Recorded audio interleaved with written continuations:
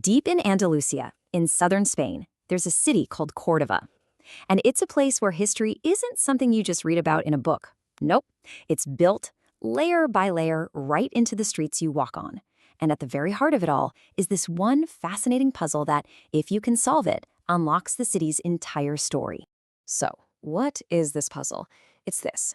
How on earth can a single building be a magnificent mosque and a grand cathedral, all at the same time?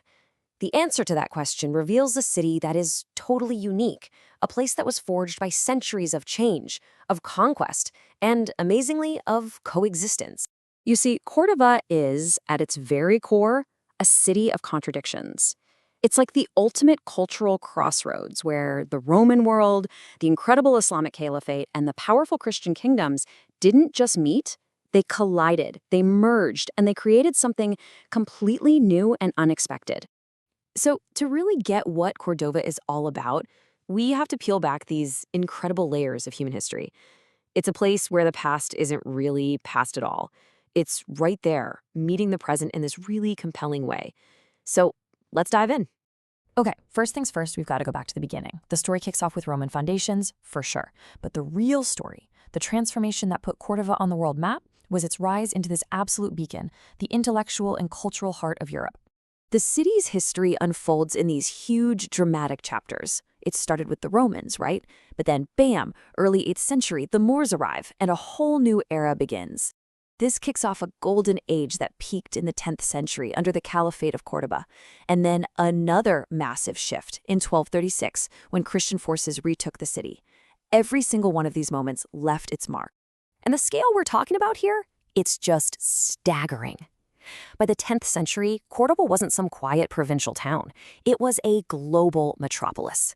With over 500,000 people, it was one of the biggest, most advanced cities on the entire planet. A true superstar of its time.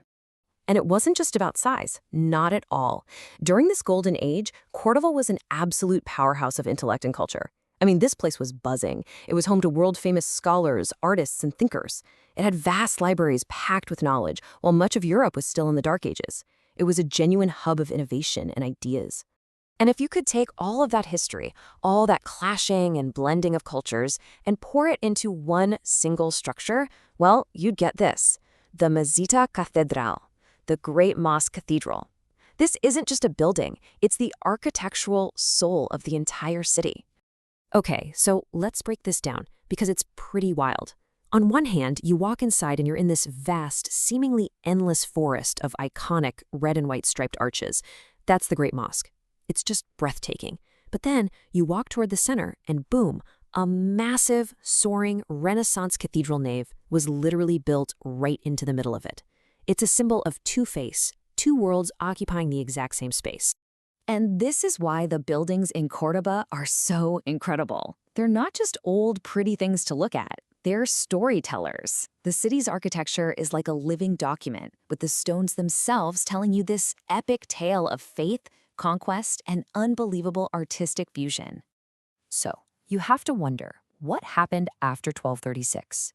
Did the new Christian rulers just bulldoze the past and start from scratch? Absolutely not. And that's what makes this story so cool. Instead, they reimagined the city, blending what was already there with their own traditions to create something new. And you can feel this blend everywhere you go. I mean, you can get lost for hours in the Jewish Quarter with its twisting, narrow streets that just whisper stories of the past. Then you turn a corner and you're standing in front of the Alcazar, this imposing fortress of the Christian monarchs. The whole city is this constant, visible dialogue between different histories. But here's the thing. This history isn't just trapped in stone. It's alive. It's breathing. You can find it in the modern traditions and in the very soul of the Andalusian people today. Take the famous Fiesta de los Patios, for example. Every May, people literally open up their private homes and courtyards to the public, and they are just overflowing with thousands of flowers.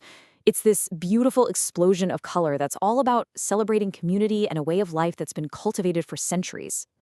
And of course, you have to talk about flamenco. This isn't just a dance, it's a raw, emotional story.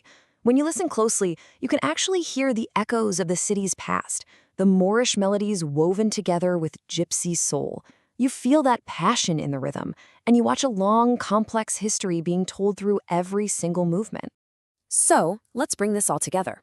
Why does this ancient city feel so important, so relevant, right now? Well, it's because the story of Cordova is really about an enduring, ongoing dialogue between different cultures. At the end of the day, Cordova's past isn't some dusty thing locked away in a museum. It's an active, living conversation between civilizations. A conversation that you can see and feel on every single street corner, in every monument, and in every festival. Which leaves us with one last big thought. In a world that feels so divided sometimes, what can we learn from a place like Cordova? A city that didn't just survive its contradictions, but was actually built on them, turning them into something uniquely beautiful and strong. It's a powerful question to think about. Thanks for joining me for this Explain.